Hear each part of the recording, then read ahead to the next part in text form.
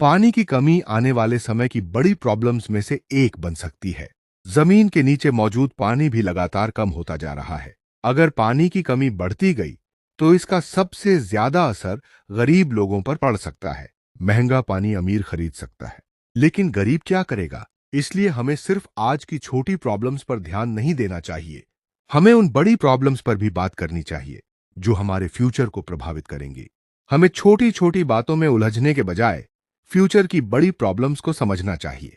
हमें उनके सॉल्यूशंस पर भी ध्यान देना चाहिए। हमें अपने फैसलों में सिर्फ आज का फायदा नहीं देखना चाहिए। हमें आने वाली जनरेशन्स के फ्यूचर के बारे में भी सोचना चाहिए। जंगल काटने का मतलब सिर्फ पेड़ काटना नहीं है, बल्कि जानवरों का घर भी खत्म करना है। उनका हैबिटेट भी खत्म हो जाता है। किसी जानवर का घर छीन लेना उसके जीने का रास्ता छीनने जैसा है। एक प्रजाति का खत्म होना सिर्फ एक जानवर का मरना नहीं है, बल्कि नेचर का बैलेंस भी बिगड़ता है। प्रकृति को नुकसान पहुंचाने में इंसान की बड़ी रोल है।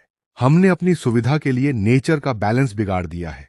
हमने अपनी जरूरतों के लिए भी प्रकृति को नुकसान पहुंचाया है। अगर हम लगातार नेचर को डिस्ट्रॉय करते रहेंगे तो इसका नुकसान आखिरकार इंसान को ही उठाना पड़ेगा। लेकिन प्रकृति को नुकसान का असर सिर्फ आज दिखाई नहीं देता। इसका असर आने वाले समय में और बड़ा हो सकता है। किसी खतरे को इग्नोर करने से वह खतरा खत्म नहीं हो जाता, बल्कि समय के साथ वह और गंभीर हो सकता है। क्लाइमेट चेंज सिर्फ गर्मी बढ़ने की प्रॉब्लम नहीं है। क्लाइमेट चेंज का असर मौसम पर भी पड़ सकता है। इसका असर पानी पर भी पड़ सकता है और खेती पर भी इसका असर हो सकता है।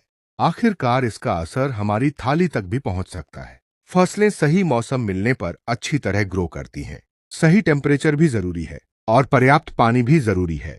अगर मौसम बदलता रहेगा तो खेती करना मुश्किल हो सकता है। अगर टेम्परेचर बढ़ता रहेगा तो खेती पर और ज्यादा असर पड़ सकता है। और जब हम वोट देते हैं तो हमें सिर्फ अपनी इमीडिएट जरूरतों के बारे में नहीं सोचना चाहिए।